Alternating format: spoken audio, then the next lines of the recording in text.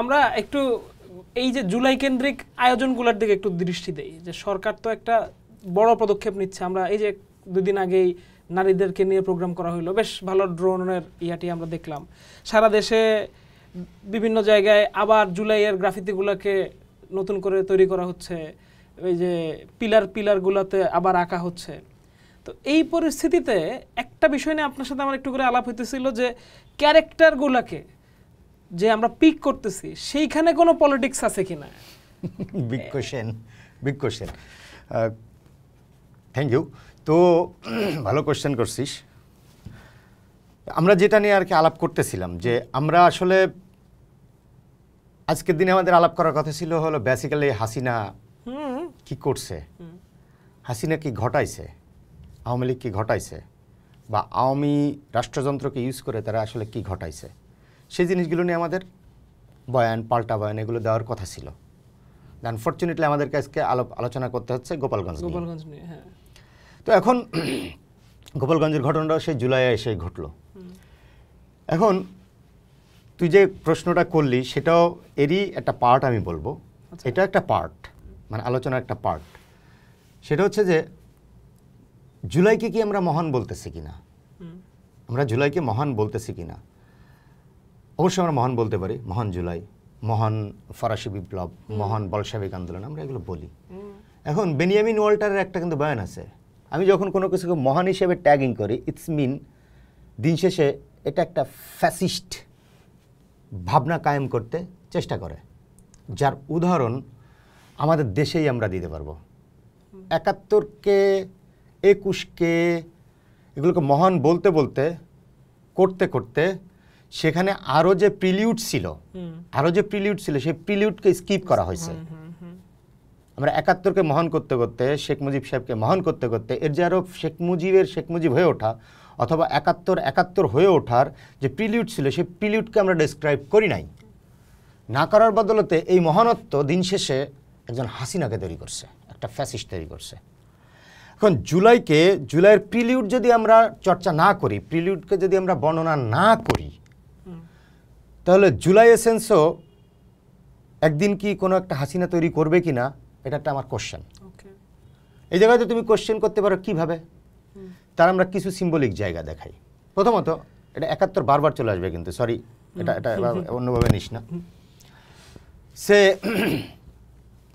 আমরা Rumi, crack platoon এদের নাম ব্যাপকভাবে শুনি। এত তাদের নিয়ে সিনেমা তৈরি হয়, সিনেমাটোগ্রাফি হয়, নাটক হয়, নাটিকা হয়, এই হয় সে হয়, নানা কিছু হয়।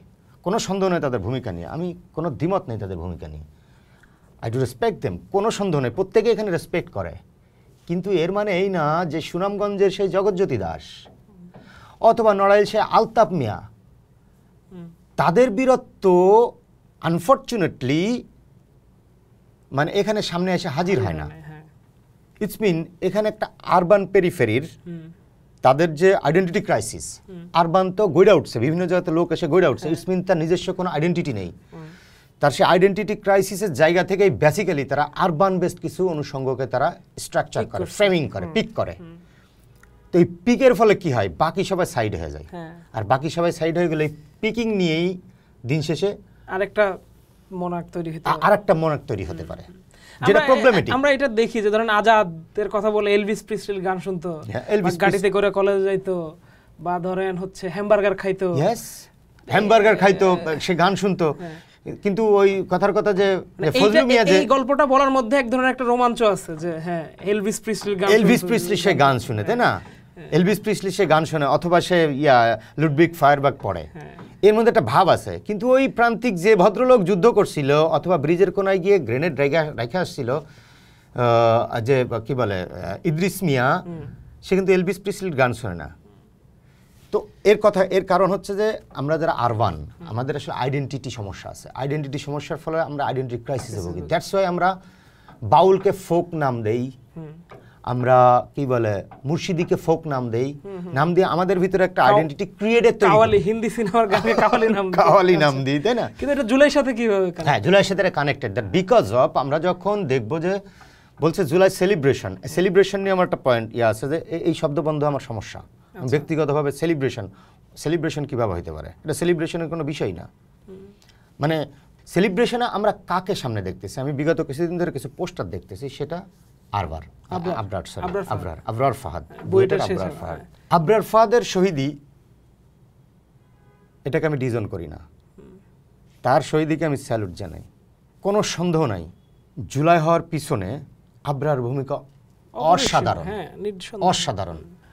আবরার কোনো সন্দেহ নেই আবরারের যে কি বলে বীরত্ব বা আবরারের আত্মত্যাগ, এটা নিয়ে কোনো সন্দেহ নাই। মানে জুলাই হয়ে ওঠার পিছনে আবরার হত্যাকাণ্ড এটা বিশাল একটা ভূমিকা রাখছে, এ ব্যাপারে কোনো সন্দেহ নাই। তার বিষয় নিয়ে আমাদেরকে অবশ্যই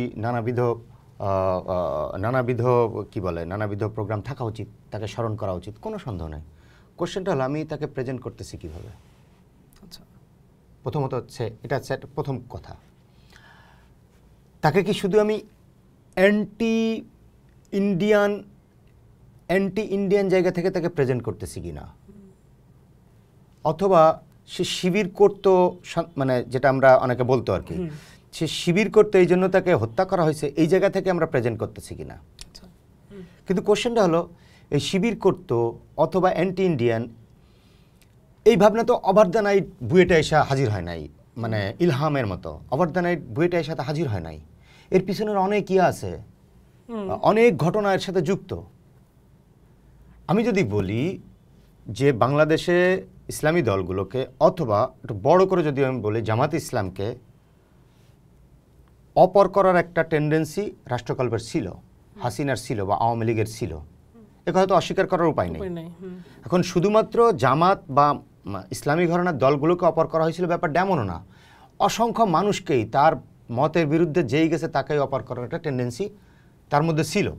কিন্তু ইসলামী দলগুলোকে অপর করার প্রবণতা সবচেয়ে চোখের সামনে লাগতো, যার বড় উদাহরণ বিশ্বজিৎ।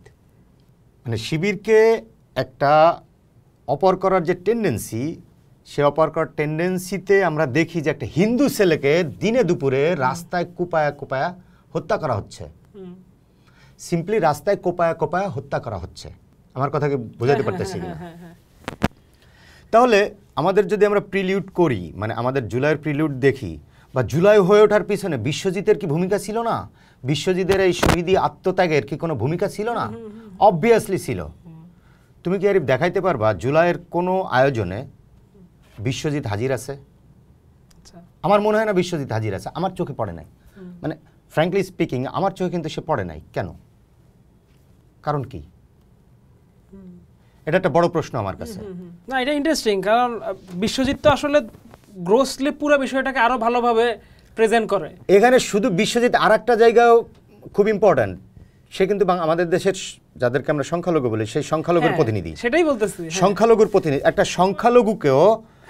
সংখ্যালঘুকে শিবির ট্যাগ দিয়ে আওয়ামী লীগ হত্যা করছে, শিবির ট্যাগ দিয়ে হত্যা করছে। এই ট্যাগটা কিভাবে কি ধরনের মানে কোন ধরনের অর্থই উৎপাদন করে না, এই ট্যাগটা যে অবাস্তব মিথ্যা, সেটা প্রমাণের জন্য এর চেয়ে বড় উদাহরণ তার কিছু হইতে পারে না, তাই না? এর চেয়ে বড় উদাহরণ কিছু হইতে পারে না। আমাদের এখানের আমার ভাইয়েরা, হিন্দু ধর্মাবলম্বী ভাইয়েরা, তারা চিন্তা করে থাকেন যে আওয়ামী লীগ হলো তাদের, আমি জানি না, মানে অনলাইন থেকে এরকম মনে হয় আওয়ামী লীগ তাদের কাইন্ড অফ রক্ষাকর্তা। তো জুলাই পরিষদ বা জুলাই যারা আছে আর কি, যারা এগুলো প্রোগ্রাম করতেছে সরকার বা বেসরকারি বিভিন্ন জায়গাতে, সেখানে বিশ্বজিৎকে সামনে আনা উচিত ছিল সবচেয়ে আগে। চোখে আঙ্গুল দিয়ে দেখায় দেওয়া যেত যে হাসিনা, মানে শেখ হাসিনা বা আওয়ামী লীগ তোমাদেরকে নিয়ে রীতিমতো গেম করে, খেলে। আমি এভাবে বুঝতে চাই। সো জুলাই হয়ে ওঠার পিছনে বিশ্বজিৎ সবচেয়ে আগে থাকার কথা ছিল। আনফর্চুনেটলি আমরা সেই জুলাই প্রিলিউডে সেরকম কিছুই দেখতেছি না।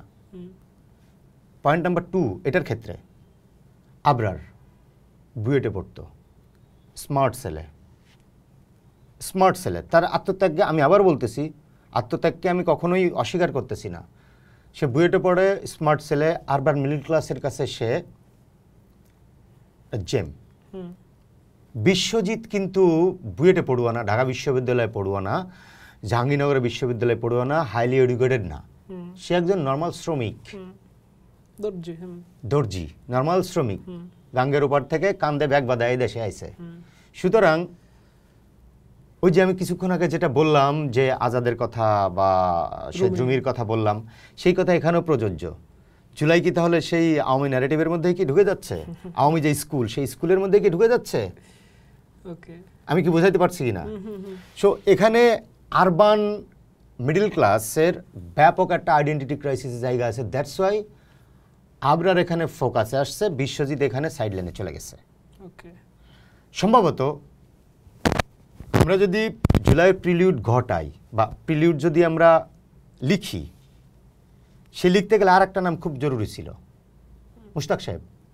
আচ্ছা, বরং সে আরো খুব বেশি জরুরি ছিল। দ্যাটস বিকজ অফ সে বুদ্ধিবৃত্তিক জায়গায় ওয়ার্ক করতো।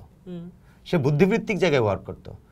আমি আগে যেমন বললাম, জুলাই তো ইলহামের মতো হঠাৎ করে আসে নাই, এর বিভিন্ন কনসিকুয়েন্সেস আছে, তাই না? সেই সিকোয়েন্সগুলো আমাদের মিলাইতে হবে। সেখানে বিশ্বজিৎ আসতে পারতো, সেখানে শাপলা আসতে পারতো, সেখানে আসতে পারতো, হ্যাঁ শাপলা হয়তো আসতেছে, মুশতাক আসতে পারতো, কিন্তু মুশতাক তো আসে নাই। কেন আসে নাই? মুশতাক কেন সামনে হাজির নাই? এটা আমার একটা বড় প্রশ্ন। সো এই জায়গা থেকে আমি বলি যে জুলাই যেন কোনোভাবেই পার্টিজান হিস্ট্রি না হয়ে ওঠে। জুলাই যেন ৭১কে যেমন আওয়ামী লীগ পার্টিজান করছে, সেই জুলাই যেন পার্টিজান না হয়ে ওঠে। জুলাই যেন একক চিন্তার ব্যক্তিবর্গের অংশ না হয়। আচ্ছা, আমি কি বোঝাতে পারছি কিনা? এটা নিয়ে আর কি আলাপটা আর কি করতে চাচ্ছি।